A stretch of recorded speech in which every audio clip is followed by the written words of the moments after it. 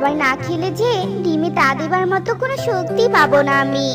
কিন্তু আমার এই ডিমকে রেখে কিভাবে আমি খাবার সংগ্রহ করতে যাব? ওই দুষ্ট ঈগল এসে যদি আমার ডিম খেয়ে ফেলে, তার বদলে ডিমটাকেও আমি আমার সাথে নিয়ে যাই। একে হাঁস দিদি, দিনের বেলাতে কি চোখে কম দেখো নাকি? হঠাৎ করে আমার গায়ের উপর এসে পড়লে কেন? হ্যাঁ, উফ, কি যে ব্যথা পেলাম। আমার ডিম নিয়ে এতটাই ভয় ছিলাম যে তাড়াতাড়ি খাবার খুঁজতে গিয়ে তোমার সাথে হঠাৎ ধাক্কা লেগে গেছে। সবসময় আমি ওই দুষ্টু ঈগলের ভয়েই যে দিন কাটাই।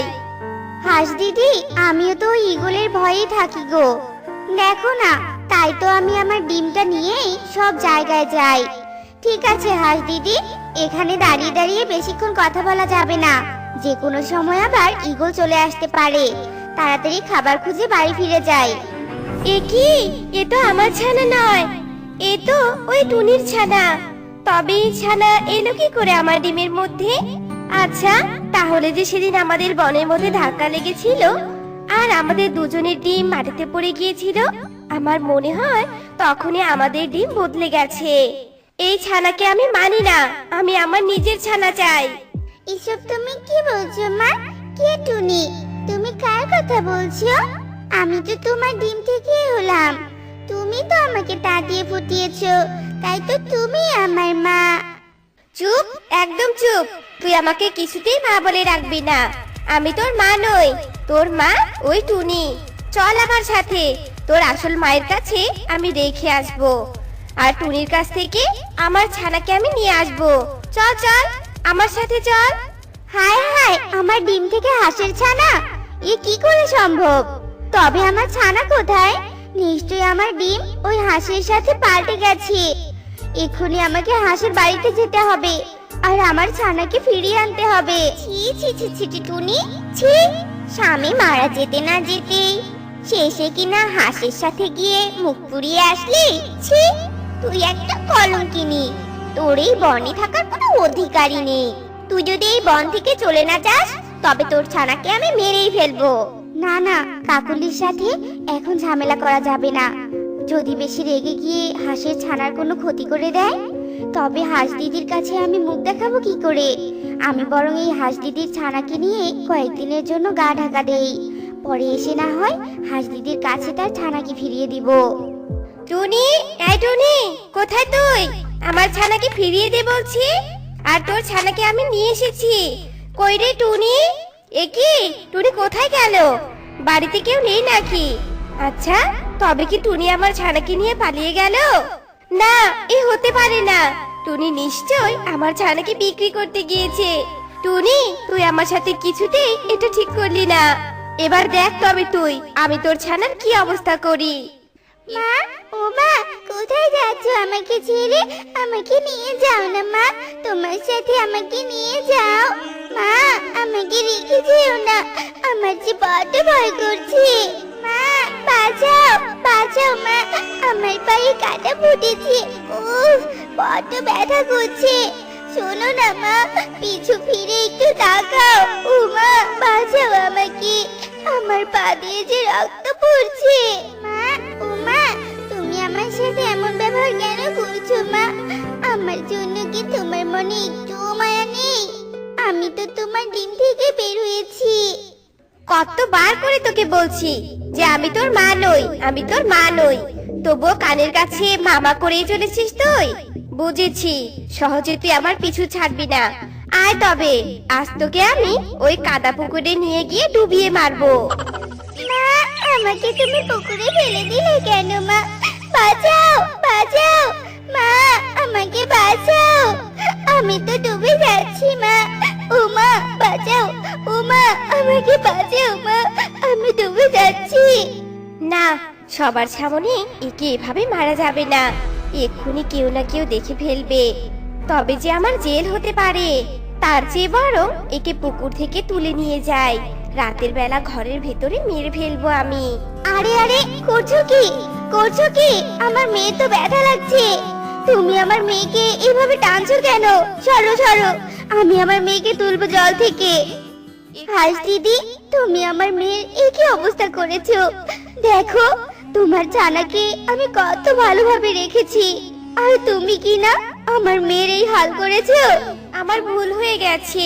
আমি মনে করেছিলাম আমার ছানাকে নিয়ে তুমি বিক্রি করে দিয়েছো, তাই সেই মনের দুঃখে আমি তোমার ছানার সাথে দুর্ব্যবহার করেছিলাম।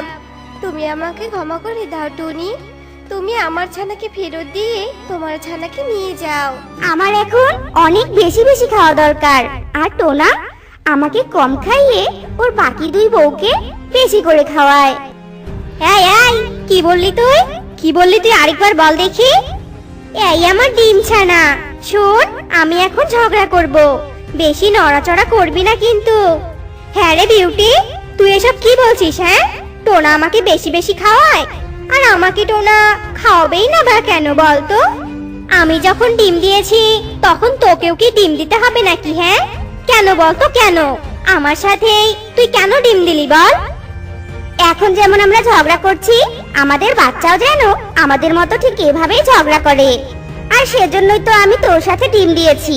হয়েছে এবার? দিদিরা, ও দিদিরা, আমার কেমন জানি পেটটা ব্যথা করছে, শরীরটাও কেমন জানি করছে। আমার মনে হয় ডিম দেওয়ার সময় হয়েছে। কি কি বললি তুই? তুইও ডিম দিবি? তাই তোরা দুজন কেন আমার বাড়িতে আসলি বলতো? আর এখন তোরা আমার সব জিনিসে ভাগ বসাচ্ছিস। দিদি, কি সব বলছো? আমরা কি একাই একাই এ বাড়িতে এসেছি? টোনা আমাদেরকে নিয়ে এসেছে, তাই তো আমরা এসেছি। তোমাকে যেমন টোনা নিয়ে এসেছে, আমাদেরকেও নিয়ে এসেছে, সমান সমান অধিকার। এই এই ছোট, তুই বড়দের মুখে মুখে কেন তর্ক করছিস বলতো? একেই তো তুই আমাদের অনুসরণ করছিস, তার উপর আবার আমার মুখে মুখে তর্ক করছিস।